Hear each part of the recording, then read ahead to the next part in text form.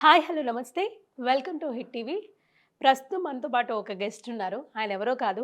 తన స్టాండప్ కామెడీతో అందరిని ఎంతగానో ఎంటర్‌టైన్ చేసి, అందరిని నవ్వించి, జాతి రత్నాల్లో ఒక మంచి పేరును సంపాదించుకున్నారు. అండ్ అలాగే జబర్దస్త్‌లో కూడా అడుగుపెట్టి, ఈ మధ్య ఆల్ ఇండియా అందగానంటూ, జుట్టు లేని అందగాడిని అంటూ, ఏదో డిఫరెంట్ టైప్ ఆఫ్ కామెడీని క్రియేట్ చేసి, అందరిని నవ్విస్తున్నారు. సో, రవి గారు మనతో పాటు ఉన్నారు. అన్నా నేనన్నా నెత్తిమే బొచ్చులో నాలండి ఎందుకనన్నా అదేనా మీ అందరి తల్లపి తిప్పించేవాడు నా పుచ్చుకు పుచ్చుకో అన్నా. ఎవరెస్ట్ శిఖరం ఎక్కడమైనా ఈజీ ఏమో కానీ జనరల్ భోగి ట్రైన్ ఎక్కడం చాలా కష్టం అన్న. ఎంత కష్టం అంటే పొద్దున్నే ఒకడు 6ంటికి నిద్ర లెగుస్తాడు, వాడికి 10ంటికి ట్రైను. వీడేం చేస్తాడు, బ్యాగ పట్టుకొని ట్రైన్కు చకా చకా చక్క వచ్చి కూర్చుంటాడు. పక్కన నుండి ఏంటి భయ్యా ట్రైన్ ఎన్నింటికి అని అడిగామనుకోండి, 10ంటికి భయ్యా అంటాడు. మరి ఇప్పుడు ఎందుకు వచ్చావంటే, అంటే ఇంట్లో ఇప్పుడు మా ఆవిడ ముఖం చూసి చూసి బోరు కొట్టింది భయ్యా, ఎక్కడైతే బాగా కలరింగ్ ఉంటుందని వచ్చేసాను అంటాడు. వీడి ముఖమే కలరా ఉండి అమ్ముకునే వాళ్ళ ఉంటుంది, వీడు మళ్ళీ కలరింగ్ కోసం ఇక్కడికి వచ్చేస్తాడు భయ్యా. ఇంకా కొంతమంది నేనేం చేశానంటే, సరే నా ట్రైన్ నేను ఎక్కేసా. ఎక్కేసిన తర్వాత జనరల్ బోగి ఎక్కడం ఎంత కష్టమో మీకు తెలుసు కదా. ఎక్కిన తర్వాత కూర్చున్నా. ఒక ఆవిడ అంటది నా పక్కన చూసి, ఇదిగో అబ్బాయి, ఏంది లేడీస్ బోగి ఎక్కి మీద మీద తగులుతున్నా, పక్కా జరుగు అంటది. అమ్మా పక్క బోగీలు ఖాళీ లేవు అందుకే ఈ బోగి ఎక్కానంటే, ఆడవాళ్ళ బోగి ఇది, నువ్వెక్కుతావే. అది కాదమ్మా పక్కన ఒక ఆయన ఉన్నాడు, మా ఆయన ఎక్కొచ్చు. అదేంటి అది అంటే, మీ ఆయన మగాడు కాదా? ఏం మాట్లాడుతున్నావయ్యా, మా ఆయన మగాడు కాదంటావా, మరి ఎందుకు నువ్వు దిగు దిగు అని నా మీద అరిచిద్దండి. సరే ఆవిడతో నాకెందుకు గొడవ అని పక్కన నిల్చున్నా. ఏదో కాస్త లేట్ జర్నీ అనేటప్పుడు చేతులు కాలు తగులుతుంటాయిగా, పొరపాటు చేయి తగిలింది. ఏ ఏం మాట్లాడుతున్నావా నువ్వు, చూసుకున్న పనులే, నీ చెయ్యొచ్చు నా భుజం మీద తగిలింది, ఇంతవరకు మా ఆయన నా మీద చెయ్యలేదంట. అంటే ఈ పిల్లలు ఎవరమ్మా, నా పిల్లలు. అంటే మీ ఆయన్ని మీద చెయ్యకుండానే ఇద్దరు పిల్లలు పుట్టేశారా నీకు? ఏ ఏం మాట్లాడుతున్నావా మర్యాదగా, దిగు పక్క జరుగు అని చెప్పేసి పక్కన కూర్చొని, సరే ఈతో నాకు ఎందుకులే అని చెప్పి ఫోన్ తీసుకున్నా. ఏదో గేమ్ పెట్టుకుందామని గేమ్ ఆడుతా ఉన్నా. పక్క నుంచి ఒకడు ఏదో పెద్ద హీరోలా ఫీల్ అయిపోయి, ఏ పని పాట లేదా నీకు, దిగో పొద్దున్నేసి జాబులకి వెళ్ళే పనిలే, ఓ ఫోన్ పెట్టుకొని గేమ్లు ఎట్ట ఆడతావేంటి, ప్రతి ఓడికి అలవాటే ఫోన్ పట్టుకోవడం గేమ్లు ఆడటం, సౌండ్ తగ్గించు. సరే వీడితో నాకు ఎందుకని సౌండ్ తగ్గించి పక్కన కూర్చున్నా. ఎట్టి కదలట్లే, ఇటు చూస్తే ఈవిడ, ఇటు చూస్తే వీడు తగులుకున్నాడు, ఎందుకులని కూర్చున్నా. భోగి మొత్తం సైలెంట్ అయిపోయింది. ఆ సైలెంట్ అయిపోయిన సమయంలో ఈ పక్కోడు ఏం చేశాడు తెలుసా అండి, ప్రశాంతంగా పడుకొని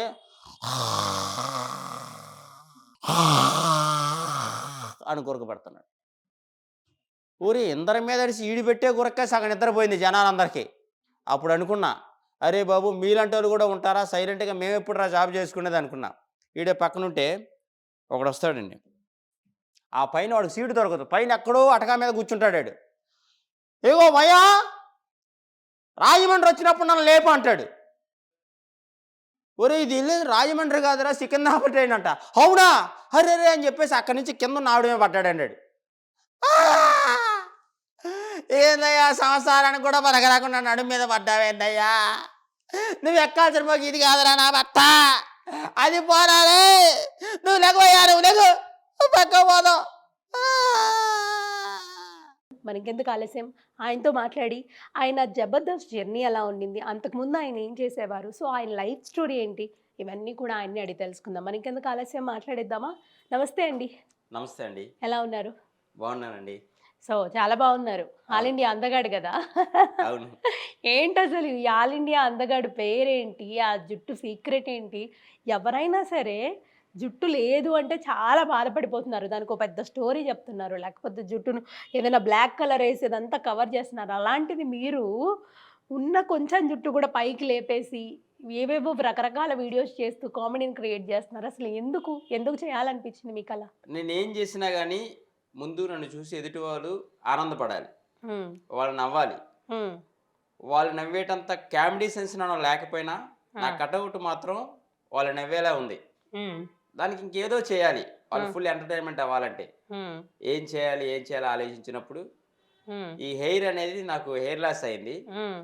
అసలు ఇది అందరూ మైనస్ అనేవారు అందరూ. హ్మ్. అరే నెత్తి మీద బొచ్చు ఊడిపోతుంది, ఒకసారి నీ ముఖం అద్దంలో చూసుకో, అట్లాగా చాలా మంది నన్ను డిసప్పాయింట్ చేశారు. నేను అప్పుడే అనుకున్నా మనసులో, ఎదుటి వాళ్ళు ఏదైతే నాకు మైనస్ అని చెప్పేసి వేలు చూపిస్తున్నారో ఆ మైనస్ తోనే వాళ్ళందరినీ ఎంటర్టైన్మెంట్ చేసి శబాస్ అని క్లాప్స్ కొట్టుకునేలా చేద్దామని ప్లాన్ చేసుకున్నాను. అంటే మామూలుగా జనరల్గా మీరు ఈ జబర్దస్త్, ఈ జాతిరత్నాలు అవన్నీ చేయకముందు ఏం చేసేవారు? అసలు ఎలా అడుగుపెట్టారు జాతిరత్నాల్లో? జబర్దస్త్ జాతిరత్నాలు చేయకముందు నేను ఒక డాన్సర్ అండి. ఓ, ఓకే. విజయవాడలో డాన్స్ ఇన్స్టిట్యూట్ ఉండేది, ఇప్పటికీ ఉంది, రన్ చేస్తున్నాను. మీరు కొరియోగ్రఫీ చేసేవారా? నేనే కొరియోగ్రాఫర్ అండి, డాన్స్ కొరియోగ్రాఫర్ని. అది చేస్తూ చేస్తూ చేస్తూ నాకు యాక్టింగ్ అంటే చాలా ఇష్టం. ముందు ఇదే అందరిని నవ్వించాలి, వాళ్ళ నవ్వులో ఒక మన ఆనందాన్ని చూసుకోవాలని. ఇంకా అక్కడి నుంచి ఏ ఆడిషన్ ఉన్నా కానీ వెళ్ళటం, రావటం, రిజెక్ట్ అవ్వటం, మళ్ళీ వెళ్ళటం, ఎక్కువ ఈ మైనస్ల వల్లే రిజెక్ట్ అయ్యాను ఎక్కువ సార్లు. అంటే గ్లామర్ లేకపోవచ్చు, ఎదుటి వాళ్ళు మనం వెళ్ళంగానే వేరే వాళ్ళంతా ఒక రకంగా చూసేవారు, వీడు కూడా కొంపదీసి ఆడిషన్ చేయడానికి వచ్చాడే ఏంటని వాళ్ళ పక్కన వెళ్ళి కూర్చునేవారు. ఇక ఆ రకంగా నాకు నేను డిసప్పాయింట్ అయిన రోజులు చాలా ఉన్నాయి. అట్లాగే కనీసం ఒక 100-150 ఆడిషన్లకు వెళ్ళాను. తర్వాత ఆ దేవుడి దయ వల్ల జాతిరత్నాన్ని ఒక స్టాండప్ కామెడీ ఈటీవీ ప్లస్లో ఆడిషన్ పెట్టారు. డైరెక్టర్ ప్రసన్న గారు, సీని గారు నా టాలెంట్ గుర్తించి ఈ హెయిర్ని చూసే వీడేంటో చాలా డిఫరెంట్ గా ఉన్నాడు, వీడితో ఏదో జిమ్కి చేద్దామని చెప్పేసి సెలెక్ట్ చేశారు. అది వర్కౌట్ అయ్యి జాతిరత్నాల్లో స్టాండప్ కామెడీగా కొన్ని ఎపిసోడ్లు చేశాను. తర్వాత వెంటనే జబర్దస్త్కి ఎవరు ఇన్వైట్ చేశారు మిమ్మల్ని? జబర్దస్త్ కంటే జాతిరత్నాల షో ఒక సీజన్ అయిపోయిన తర్వాత ఆ షో ఆపేశారు. అక్కడి నుంచి కొంతమందిని బెస్ట్ గా చేసే వాళ్ళు ఒక 4-5 ఆర్టిస్టులు తీసుకొని జబర్దస్త్ కు మల్లెమాల సంస్థ ప్రమోట్ చేశారు. ఓహో, ఓకే, బాగుంది. చేసినప్పుడు ఆ 4గురిలో నేను ఒక వ్యక్తిగా జబర్దస్త్ కు ప్రమోట్ అయ్యాను. సో ఎలా అనిపిస్తుంది ఇప్పుడు జబర్దస్త్ స్టేజ్ అంటే? చాలా మంది వెయిట్ చేస్తూ ఉంటారు, మా టాలెంట్ మేము ప్రూవ్ చేసుకోవాలంటే జబర్దస్త్ అని ఒక ప్లాట్ఫామ్ కావాలి, అందులో చేస్తే మేము అందరికీ పరిచయం అవుతామన్న ఆలోచనలో చాలామంది ఉన్నారు. ఇప్పటికీ చాలామంది అన్నపూర్ణ గేట్ దగ్గర కావచ్చు, ఇప్పుడు జరిగే రామానాయుడు స్టూడియో దగ్గర వెయిట్ చేస్తూ ఉంటారు, ఎప్పుడెప్పుడు వెళ్దామా, ఎప్పుడు అవకాశం ఇస్తారని. అలాంటిది మీకు తలుపు తట్టిందనమాట, వెళ్ళిపోయారు, యాక్టింగ్ కూడా చేస్తున్నారు, స్టేజ్ అంటే స్క్రీన్ షేర్ చేసుకుంటున్నారు. ఎలా అనిపిస్తుంది మీకు ఇదంతా? ఈ ఆనందం మాటల్లో చెప్పలేమండి, ఎందుకంటే అది ఎంత చెప్పినా తక్కువే. నేను కూడా అందరిలాగే అనుకున్నా. ఏమనుకున్నానంటే, ఒక అన్నపూర్ణ స్టూడియోలో షూటింగ్ జరిగినప్పుడు, ఒక రామానాయుడులో జరుగుతున్నప్పుడు, నేను అందులో ఒక ఆర్టిస్ట్గా లేకపోయినా కానీ తెలిసిన వాళ్ళ ద్వారా లోపలికి వెళ్ళి షూటింగ్ చాట్ నుండి చూస్తూ కాస్త నేను సంబరపడుతున్నప్పుడు ఎవరైనా నన్ను చూసి అబ్జర్వేషన్ చేసి వీడు కూడా ఆర్టిస్ట్గా పనికొస్తాడేమో అడుగుదాము అని అడిగితే చాలు అనుకున్నా. అదొక పెద్ద కళ, ఏది షూటింగ్ చూద్దామని. అలాంటి నాకు కొంతమంది డైరెక్టర్లు ఒక దేవుళ్ళలాగా నా టాలెంట్ గుర్తించి తీసుకెళ్ళి అక్కడ పెట్టారు. అది నేను వాళ్ళకి ఎప్పుడు కృతజ్ఞతగానే ఉంటాను. అన్నిటికంటే ముందు మల్లెమాల సంస్థకి నేను ఎప్పుడు కూడా రుణపడి ఉంటానండి, ఎందుకంటే వాళ్ళంటూ లేకపోతే ఈరోజు నేను లేను. అది. సో మామూలుగా ఇప్పుడు మీరు చేస్తున్న టీంలో టీమ్ లీడర్ కావచ్చు, లేకపోతే కో ఆర్టిస్టులు కానీ, జడ్జెస్ కానీ, అక్కడ ఉన్న ఎన్వైర్న్మెంట్లో ఉన్న ప్రతి ఒక్కరు మీకు ఎలాంటి సపోర్ట్ ఇస్తూ ఉంటారు? మిమ్మల్ని ఏదన్నా మోరల్గా స్ట్రెంగ్త్ అంటే మిమ్మల్ని సపోర్ట్ చేయడం కానీ, లేకపోతే ఏదైనా బాగాలేనప్పుడు మా స్కిట్లో కూడా చేయని వేరే వాళ్ళు అడగడం కానీ, ఇలాంటివి ఏమైనా జరుగుతూ ఉంటాయా? జరుగుతూ ఉంటాయండి, ఎందుకంటే నేను మ్యాక్సిమం అన్ని టీముల్లో చేస్తూ ఫైనల్గా భాస్కర్ అన్న టీంలోకి నేను రావడం జరిగింది. అందరి టీముల్లో ఒక్కొక్క స్కిట్లో కూడా చేశాను, ఎందుకంటే ఫస్ట్ ప్రమోట్ చేసినప్పుడు అలా చేయించారు, తర్వాత ఫైనల్గా భాస్కర్ అన్న టీంలో పెట్టారు. అయితే అందరూ టీం లీడర్లు కూడా ప్రతి ఒక్కరు కూడా చాలా కష్టపడి వచ్చాము కనుక ఆ కష్టం విలువ వాళ్ళకి తెలుసు కనుక ఏ ఆర్టిస్ట్ని కూడా డిసప్పాయింట్ చేయరు. మనం ఇంత చేసామనుకో ఇంకా కొంచెం కావాలి, ఈ స్టేజ్కి ఇది సరిపోదు, ఇంకా కావాలని ఎంకరేజ్ చేస్తారు. ఈరోజు వాళ్ళు ఎంకరేజ్ చేశారు కనుక ఒక రాంప్రసాద్ అన్న కావచ్చు, గెటప్ సీన్ అన్న కావచ్చు, అలాగే రాకేష్ అన్న కావచ్చు, రాకెట్ రాఘవ గారు కావచ్చు, ఇక ఎంతమంది టీం లీడర్లు ఉంటే ఇప్పుడు అందరి పేర్లు చెప్తే ఇంటర్వ్యూ అయిపోద్ది. అందుకేనంటే అందరు టీం లీడర్లు కూడా చాలా మంచిగా చూసుకుంటారు, మన ఎదుగుదలనే కోరుకుంటారు వాళ్ళు కూడా. ఎందుకంటే వాళ్ళు సీజన్ అనేది 10 ఏళ్ళు చేశారు, కొత్త వాళ్ళకి అవకాశం ఇద్దామని వాళ్ళు కూడా అనుకుంటున్నారు. అందుకే నాలాంటి వాడికి ఒక అవకాశం ఇచ్చారు, ఒక మంచి దారి చూపించారు.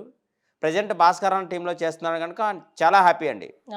ఎందుకు హ్యాపీ అంటే ఆయన చిన్న డైలాగ్ అయినా కానీ పెద్ద డైలాగ్ అయినా కానీ కొత్తగా వచ్చినోడు కనిపించాలి, మనం వెనకుండా అయినా కానీ కనిపించాలి. వాళ్ళు ఎలివేట్ చేద్దాం అనే ఆ, అది అట్లా అనేది అన్న అందరూ కూడా. ఏంటో భాస్కర్ గారి టీంలో చేసి ప్రతి ఒక్కరు కారు కొంటున్నారు. మరి మీరు కూడా కొంటారా ఏంటి? లేదండి, కారు అంటే కారు కొంటున్నారంటే వాళ్ళు అక్కడ వచ్చే డబ్బులతోనే కాదండి. వాళ్ళకు పర్సనల్గా కొన్ని వర్కులు ఉంటాయి, కొన్ని ఈవెంట్లు ఉంటాయి. వాళ్ళు సొంత డబ్బులతో కొనుక్కుంటున్నారు కానీ అక్కడ వచ్చే డబ్బులతో కొంటున్నారు అనేది అయితే అది ఉత్తి పుకారే. ఎందుకంటే ఎవ్వరూ అక్కడ అంత అమౌంట్ అంటే వాళ్ళు నైటు పగలు అనుకోకుండా ఈవెంట్లు చేసి కష్టపడి డబ్బు సంపాదిస్తున్నారు, వాళ్ళు కొనుక్కున్నారు. హ్మ్. హ్మ్. మేము కూడా మా టైం బాగుండి ఇంకా కొంచెం ఓపికగా నిలవగలిగితే, సహనంగా ఉంటే, వాళ్ళు చూపించే దారిలో వెళ్తే మాకు డబ్బులొస్తే ఖచ్చితంగా కారు కొనుక్కుంటాం. అంతేనా? అంతే కదా! ఒక డ్రీమ్ ఉంటుంది కదా అందరికి. ఆ, సో జబర్దస్త్ అనేది ఒక మంచి లైఫ్ ఇచ్చిందంటారా మీకు? ఎందుకిచ్చిందంటే ఒకప్పుడు రవి అంటే ఎవరికీ తెలీదు. ఈరోజు రోడ్డు మీద అట్లా నడుచుకుంటూ వెళ్తుంటే, ఆల్ "అరే! ఇండియా ఆల్ ఇండియా అందగాడు ఏ జబర్దస్త్‌లో వస్తుంటాడు కదా!" అంటారు. అది చాలదా అండి నాకు? అంతే గుర్తుపడుతున్నారు. గుర్తుపడుతున్నారు. సో మామూలుగా మీరు డాన్స్ స్కూల్ పెట్టారు, అంతా పెట్టారు బానే ఉంది. అంటే మీది పూర్ ఫ్యామిలీనా? మిడిల్ క్లాస్ ఫ్యామిలీనా? రిచెస్ట్ ఫ్యామిలీనా? అనేది తెలుసుకోవాలనుంది. అంటే ఒక డాన్స్ స్టూడియో పెట్టడం అంటే అది ఆషామాషీ కాదు. ఓ పెద్దగానే ఉంటుంది, బానే ఉంటుంది. సో దాన్ని బట్టి మిమ్మల్ని అడుగుతున్నాను. మాది బాగా ప్యూర్ అండి. ఎంత ప్యూర్ అంటే కనీసం మాది శ్రీకాకుళం జిల్లా లావేరు మండలం కేశవరాయనపల్లి అని ఒక మారుమూల ప్రాంతం. హుహు. హ్మ్. ఇక్కడ విజయవాడ కాదు మాది. ఇక్కడ మేము జీడి మామిడి తోటలు కాసేవాళ్ళం. మా నాన్నగారు కాస్త ఎక్కువ డ్రింకర్ అయ్యి ఆ తోటలు కాసేటప్పుడు ఒక 2000 ఎక్కువ అప్పు అయిపోయాం. 2000 కాయడం అంటే? అంటే కాపు కాస్తాయి కదా! వాటి కాపలా ఉండి ఆ జీడిపప్పు పళ్ళు పక్క తీసేసి పిక్కలు సపరేట్‌గా తీసుకొని ఆ పిక్కలు జీడిపప్పుని అమ్ముతాం. అంటే అక్కడ పని చేస్తూ ఉండేవారు. పని చేస్తూ ఉండేవాళ్ళం. అది ఏంటంటే మేము ఓన్‌గా కౌలుకి తీసుకునేవాళ్ళం అదంతా. ఓకే. ఓకే. కౌలు చేసేవారు. అప్పుడు ఒక రూ. 2000 నష్టపోయి, ఆ 2000 తీర్చలేక, రూ. 2000 తీర్చలేక మా ఫ్యామిలీ మొత్తం వలసొచ్చాం విజయవాడ. Oh my God! ఎన్ని సంవత్సరాలు? ఈ 22 ఇయర్స్ అవుతుంది ఇప్పటికొచ్చి. 22 ఇయర్స్. ఆ! ఆ 2000 తీర్చడం కోసం మాకు 2 సంవత్సరాలు పట్టింది ఇక్కడ. అంత ప్యూర్ ఫ్యామిలీ అని చెప్పడం కోసం అది చెప్పాను. వెళ్తుంటారా అక్కడికి? మీ లేదండి, ఇప్పుడు తక్కువ. 2 ఇయర్స్‌కి ఇల్లుందా మీకు? ఉందండి. ఆ! ఇల్లుంది, అన్నీ ఉన్నాయి. అంత కష్టపడి ఇక్కడికొచ్చాం గనక, ఒక రకంగా చెప్పాలంటే పేదవాళ్ళమే. హ్మ్. హ్మ్. పేదవాడు మనకంత దూరం వెళ్ళాలంటే చాలా కష్టం. కానీ ఇక పేదరికం అక్కడికి నడిపించలేదు. టాలెంట్ నడిపించింది. సో ఇప్పుడలా ఏమంటున్నారు మీ ఫ్యామిలీ మెంబర్స్, రిలేటివ్స్ అందరూ? మరి అనిపిస్తుందా ఇప్పుడు వాళ్ళకి? చాలా హ్యాపీగా ఫీల్ అవుతున్నారండి. ఫస్ట్‌లో ఎవరికీ నమ్మకం కుదరలేదు. ఏంటో వీడు ఆడిషన్ అంటూ బ్యాగేసుకొని తిరుగుతున్నాడు, వస్తున్నాడు, ఇటు తిరుగుతున్నాడు, టెన్షన్‌లు పెట్టుకుంటున్నాడు. మా ఇంటికి నేనే పెద్దవాడిని. నాకు 2 సిస్టర్స్, ఒక బ్రదర్ ఉన్నాడు. ఓహ్! ఓకే. వీళ్ళు మ్యారేజ్‌లు కూడా కాకుండా ఇతనేంటి వెళ్తున్నాడు, వస్తున్నాడు అని చుట్టుపక్కల వాళ్ళు చాలా టార్చర్ పెట్టారు. అమ్మ వాళ్ళ దగ్గరికెళ్ళి, నాన్న దగ్గరికెళ్ళి, ఇంటికి పెద్దోడయ్యుండి బుద్ధి లేదు అట్ట తిరుగుతున్నాడు అని అన్నారు. కానీ మా అమ్మ, మా నాన్న ఒకటే చెప్పారు. వాడు ఒక దారిలో వెళ్తున్నాడంటే వాడేదో సాధించాలనుకుంటున్నాడు. వెళ్ళనియండి చూద్దాం అన్నారు. హ్మ్. ఈరోజు వాళ్ళ ఆశీర్వాదం వల్ల, వాళ్ళ సపోర్ట్ వల్ల ఈరోజు నేను అనుకున్నది సాధించాను. ఇప్పుడు ఆ చుట్టుపక్కల ఎవరైతే నన్ను తక్కువ చేసి మాట్లాడారో, ఈరోజు వాళ్ళే నాతో ఫోటోలు తీసుకున్న రోజులు కూడా ఉన్నాయి. సంతోషం అది. చాలా సంతోషం. అంటే ఇప్పుడు ఈ జబర్దస్త్ ప్లాట్‌ఫార్మ్ గావచ్చు, లేకపోతే ఒక సెలబ్రిటీ స్టేటస్ అనేది, లేకపోతే చిన్న వీడియోస్ అన్నా చేయనియండి. ఒక యూట్యూబ్‌లో కనిపిస్తున్నామన్నా, ఏదైనా సరే చూసే జనాలలో కొంతమందికి పాజిటివ్‌గా అనిపిస్తుంది, కొంతమందికి నెగెటివ్‌గా అనిపిస్తుంది. నెగెటివిటీ కూడా మనం ఎదుర్కోగల సత్తా ఉండాలి. సో, ఆ నెగెటివిటీని మీరు ఎంతవరకు ఎదుర్కొంటున్నారు? ఎలాంటి నెగెటివిటీ మీకొచ్చింది? నాకు కామెంట్లు మంచి ఎన్నొచ్చినాయో, బ్యాడ్ కూడా ఎన్నే వస్తాయండి. బ్యాడ్ జబర్దస్త్ వల్ల బ్యాడ్ కామెంట్లు ఏమి రాలేదు. మంచిగానే వచ్చింది గుర్తింపు. ఒక ఇన్‌స్టా రీల్స్ వల్ల మాత్రం నేను తలనొప్పి తెప్పించే ఆల్ ఇండియా అందగాడిని కొన్ని స్టార్ట్ చేశాను. దానివల్ల నెత్తి మీద బొచ్చు లేనోడిని, నెత్తి మీద బొచ్చు లేనోడిని అని చెప్పేప్పటికి చాలామంది ట్రోల్ చేశారు వీడియోలు. ఆ! మేము ఆ బొచ్చిస్తాం, ఈ బొచ్చిస్తా, అతికించుకో అని చెప్పేసి ట్రోల్ చేసి చాలా బ్యాడ్ కామెంట్లు పెట్టారు.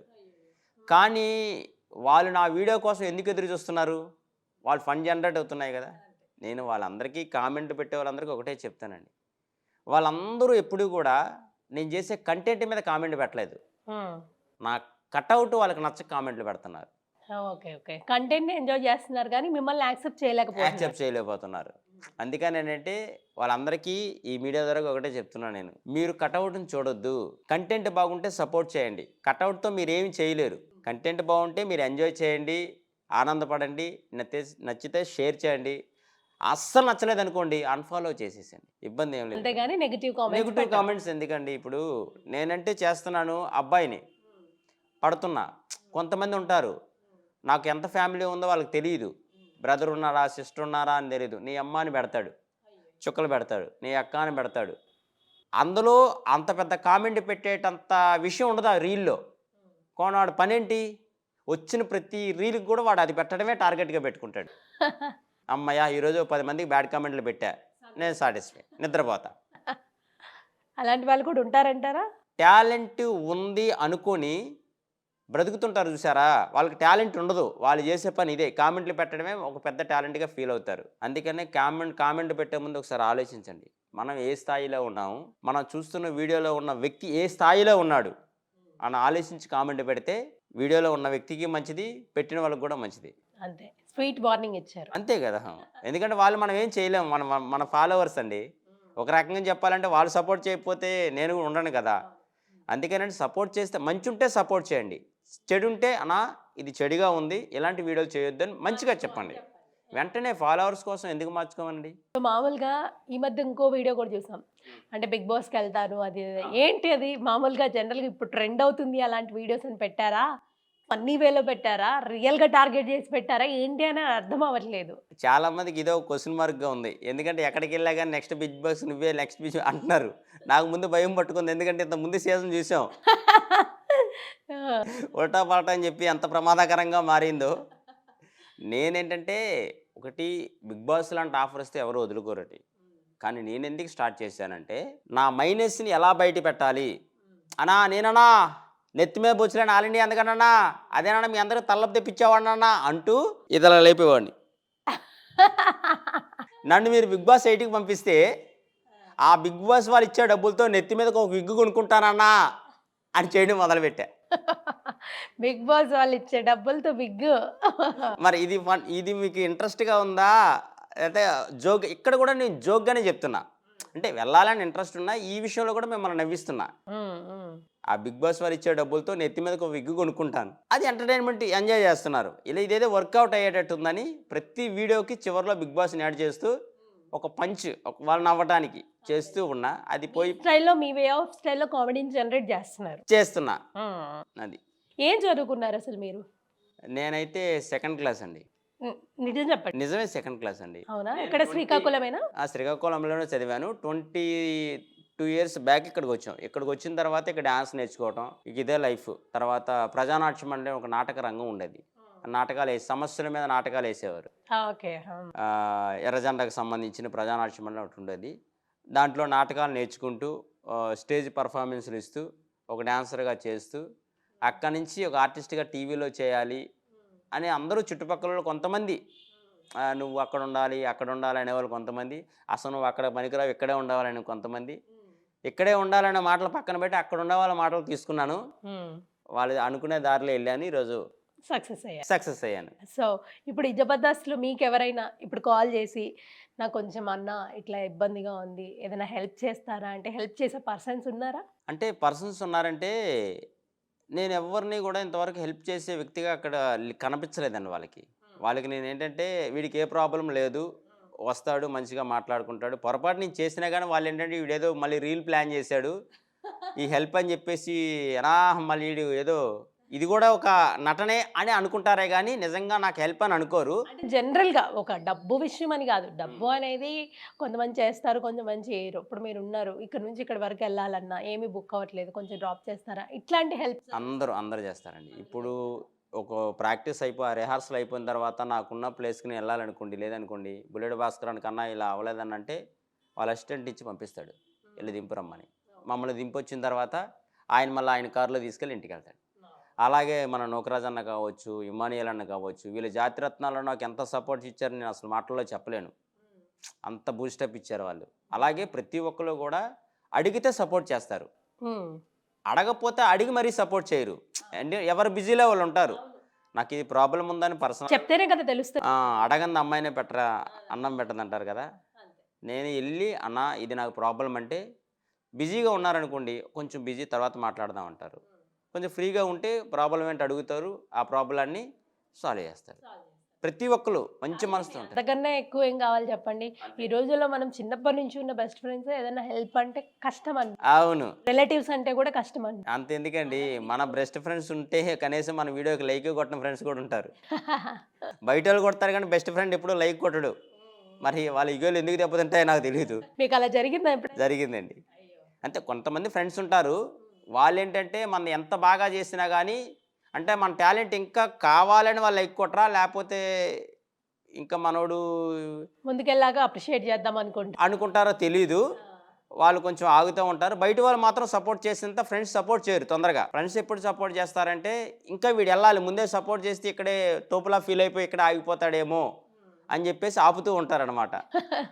అందుకని నేను ఎంతమంది లైకులు కొట్టినా కొట్టకపోయినా కానీ ఫ్రెండ్స్ సపోర్ట్ ఎప్పుడూ ఉంటుందండి. లేకపోతే వాళ్ళు ఇచ్చే సపోర్ట్ మనకు కనిపించదు. మనం అర్థం చేసుకోవాలి కొద్దిగా. ఏమైనా బాగా మోసపోయిన సందర్భం ఉందా మీకు? అంటే ఎక్కడైనా డబ్బులు ఇచ్చి కావచ్చు, లేకపోతే ఏదైనా చేస్తాము అని చెప్పి సడన్ గా హ్యాండ్ ఇచ్చిన వాళ్ళు, ఇట్లాంటి మోసాలు చిన్న చిన్నవే. రీసెంట్‌గానే మోసపోయానండి. ఏం మోసపోయారు? 3 డేస్ ముందే. ఏం చేశారు? అంటే ఫస్ట్ నుంచి ఏమీ లేవండి మోసపోయాను నేను. ఒక సినిమా ఆడిషన్‌కి సంబంధించి 2 ఇయర్స్ బ్యాక్ ఆడిషన్ ఇచ్చా. దానికి 1 మంత్ బ్యాక్ కాల్ చేసి మీరు సెలెక్ట్ అయిపోయారండి. పెద్ద బ్యానర్ పేరు చెప్పను. చాలా పెద్ద బ్యానరు. ఫోన్ చేసి రేపు మార్నింగే బయలుదేరి వచ్చేసానంటే నేను ఆ బ్యాగ్ వేసుకొని మొత్తం చదువుకొని వెళ్ళిపోయిన తర్వాత ఫోన్లు ఎత్తలేదు. చాలా దూరం వెళ్ళా. అక్కడికెళ్ళి వచ్చిన తర్వాత ఫోన్లు ఎత్తకపోయేసరికి మళ్ళీ అక్కడి నుంచి ఛార్జీ కట్టుకొని మళ్ళీ వెనక్కొచ్చి జబర్దస్త్ షూట్ చేసుకుని రెండో రోజే నేను బయలుదేరి వేరే జర్నీ వెళ్ళా. ఇంకా అక్కడి నుంచి అంటే సినిమా వాళ్ళు కూడా ఇలా ఉంటారా అన్న భయం. అక్కడ ప్రాబ్లమే. వాళ్ళు ఒక మనీ చెప్పారు, నేను ఒక మనీ చెప్పాను. ఆ మనీ దగ్గర మరి కుదరలేదేమో బడ్జెట్ విషయం. వాళ్ళు సూటిగా చెప్పకుండా ఇలాగ నన్ను బాగా జర్నీ చేసి ఆ రకంగా కొంచెం మోసపోయాను అంతే. ఇబ్బంది పెట్టారు. అది ఒక రకంగా నాకు మోసంలాగే అనిపించింది. అంతేగాని మరీ బావురుమంటూ ఏడ్చుకునేటంత మోసం ఎవరు చేయలేదండి. ఓకే. మోస్ట్ మెమరబుల్ మూమెంట్ ఏంటి మీ లైఫ్‌లో? నాకు పెళ్ళయ్యి నా వైఫ్ మా ఇంటికి రావటం. ఓకే. ఎన్ని సంవత్సరాలైంది మ్యారేజ్ అయ్యి మీకు? 13 సంవత్సరాలయింది. పిల్లలా? 2 అబ్బాయిలండి. ఎలా సపోర్ట్ చేస్తుంటారు మీ వైఫ్? అయ్యో! ఆవిడ గురించి నేను ఎంత చెప్పినా తక్కువేనండి. ఎందుకంటే పెళ్ళైనప్పటికంచే నేను బయటికి తిరగటం మొదలుపెట్టా. ఓకే. ఈ జర్నీస్ స్టార్ట్ చేశా. ఆవిడ కాస్త ఓర్పుగా చూసుకుంటూ చుట్టుపక్కల వాళ్ళు ఎన్నో అని ఉంటారు. మీ ఆయన ఏంటి వాళ్ళతో వెళ్తున్నాడు, వీళ్ళతో వెళ్తున్నాడు, పైగా డ్యాన్స్ ఫీల్డ్. ఆ అమ్మాయితో డ్యాన్స్ చేస్తాడు, ఈ అమ్మాయితో డ్యాన్స్ చేస్తాడని సూటిపోటు మాటలతో టార్గెట్ చేసి ఆవిడని ఇబ్బంది పెట్టినా, ఆవిడ మాత్రం మా ఆయన ఏంటో నాకు తెలుసు. ఆయన టార్గెట్ ఒకటి, అది ఎప్పటికైనా రీచ్ అవుతున్న నమ్మకంతో ఆవిడ నన్ను సపోర్ట్ చేస్తూ, ఒక ముక్కలో చెప్పాలంటే ప్రతి మగాడి వెనకాల ఒక ఆడది ఉంటుందంటారు కదా, అలాగే నా వెనకాల మా అమ్మ తర్వాత మా నాన్న తర్వాత నా వైఫ్ అండి. చాలండి, వైఫ్ ఉంటే చాలు కదా. ఉందండి, ఉంది. మరి పిల్లలు ఏమంటున్నారు? మా నాన్న జబర్దస్త్లో వస్తున్నాడని చెప్పుకుంటున్నారా? వాళ్ళంత గర్వంగా ఫీల్ అవ్వరండి. ఎందుకంటే వాళ్ళకి అంత తెలీదు. ఇప్పుడు ఎంత ఏజ్ వాళ్ళది? వాళ్ళు ఒకళ్ళకి 10, ఒకళ్ళకి 12 సంవత్సరాలు ఉంటాయి. లేకపోతే నేను చిన్నప్పటి నుంచి స్టేజ్ నాటకాలు చేసేవాడిని, అవి చూస్తూ ఉండేవారు. వాళ్ళ దృష్టిలో ఇది అది ఒకటే. Okay, okay, okay. చిన్నప్పటి నుంచి డ్యాన్స్ స్టేజ్ మీద వేస్తున్నవాడిని ఇప్పుడు టీవీలో కనిపిస్తున్నా. వాళ్ళ దృష్టిలో ఏంటంటే ఒక మా డాడీ ఇలా అందరితో తిరుగుతుంటారు, అందరి దగ్గర చేస్తే జస్ట్ నార్మల్ ఆర్టిస్ట్ అని ఫీల్ అవుతుంటారు. అంతేగాని ఎగ్జైట్మెంట్గా ఫీల్ అయ్యి అట్లా ఏమి ఉండదండి. మీ వైఫ్ మంచిగా ఫీల్ అవుద్ది. లేకపోతే ఏంటంటే ఇంకా జబర్దస్త్లు ఏదైనా సరిగ్గా చేయకపోతే బాగా చేసుంటే బాగున్ను అని సపోర్ట్ చేస్తూ ఉంటుంది. ఇంకా ఇలా ఇన్స్టా రీల్ ఎవరైనా బ్యాడ్ కామెంట్లు పెడితే ఇంకా మంచిగా చేయి, ఏమైంది పెడతారు కదా, మమ్మల్ని తిట్టినంత మాత్రం మేము బ్యాడ్ అయిపోం కదా అని సపోర్ట్ చేస్తాం. బట్ ఎక్కడో లోపల పాపం తనకి బాధ ఉంటుంది. ఎవరికి ఉండదండి చెప్పండి. ఇప్పుడు లేడీస్ కదా. ఒక భర్తను తిడతా ఉంటే భార్య ఎవరైనా ఫీల్ అవుతారు. అలాగని చాలా కామెంట్లు ఇప్పుడు ఆగినాయిలేండి. ఎందుకంటే వాళ్ళకి అర్థమవుతుంది కదా, ఓకే ఈ వీడియోల వల్ల మేము ఎంటర్టైన్మెంట్ అవుతున్నాం అని వాళ్ళు అర్థం చేసుకొని తగ్గించారు. సో ఫైనల్గా మీ డ్రీమ్ ఏంటి? అసలు ఏమవ్వాలనుకుంటున్నారు? ఒక మంచి కమెడియన్ అవ్వాలండి. ఎందుకంటే తెలుగు ఇండస్ట్రీలో హీరోలు వస్తూనే ఉంటారు, వెళ్ళిపోతూనే ఉంటారు. విలన్లు వస్తూనే ఉంటారు, వెళ్ళిపోతూనే ఉంటారు. ఒక కమెడియన్ని ఎంతమంది వచ్చినా ఇండస్ట్రీలో నిలబడేది చాలా తక్కువ మంది. ఇప్పుడు మనం ఏళ్ళ మీద లెక్కేసుకుంటే బ్రహ్మానందం గారు, సునీల్ గారు, కొండవలస గారు, ఇలాగా సుబ్రహ్మణ్య ఆలీ గారు, వీళ్ళు కొన్ని ఆణిముత్యాలు ఒక 10 మంది ఇలాగే ఉన్నారు. వాళ్ళ తర్వాత అయిపోయిందండి. ఇప్పుడు నెక్స్ట్ జనరేషన్ కమెడియన్, సరైన కమెడియన్ ఎవరు లేరు. నా టార్గెట్ ఏంటంటే నా కటౌట్ మీద కావచ్చు, నా ఫేస్ మీద కావచ్చు, ఎలా పంచలేసినా నేను తీసుకుంటా. అంటే బాడీ షేమింగ్గా మాట్లాడినా కూడా మీకు ఓకేనా? ఓకే.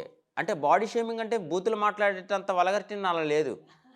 మహా కాకపోతే ఏంటి నీకు బట్ట ఉందంటారు, బక్కగా ఇవే ఇంతకు మించి ఇంకేమి లేవు. ఆటికి నేను ఫీల్ అవ్వను. ఎందుకంటే అవి నేను చిన్నప్పటి నుంచి విని విని అలవాటయిపోయింది. ఆ! అందుకనే ఒక సినిమా అంటే సిల్వర్ స్క్రీన్ మీద ఒక మంచి కమెడియన్‌గా వెళ్ళాలి. ఆడియన్స్ అందరిని నవ్వించాలి అని నేను నా గోల్ అదే మెయిన్. ఒక మంచి కమెడియన్ అండి. అవుతారండి ఖచ్చితంగా. ఎందుకంటే ఎంత స్ట్రాంగ్‌గా ఉంటే మీరిప్పుడు ఈ స్టేజ్ వరకొచ్చారో మీకు తెలుసు, మీ ఫ్యామిలీకి తెలుసు, అందరికి తెలుసు. అవును. సో, ఖచ్చితంగా మీ అనుకున్న డ్రీమ్ సక్సెస్ అవ్వాలనే మనస్ఫూర్తిగా కోరుకుంటున్నాను. Thank you so much. చక్కగా మేము అడిగిన ప్రతి క్వెషన్‌కి ఆన్సర్ చేసి, క్లియర్‌గా మీరేంటి అనేది ఆడియన్స్‌కి తెలియజేశారు. Thank you so much and all the best. Thank you అండి. సో, చూసారు కదా రవి గారి ఇంటర్వ్యూ. మరిన్ని ఇంటర్వ్యూస్‌తో మళ్ళీ మీ ముందుకొస్తాను. Until then keep watching. This is Anusha signing off. Bye by.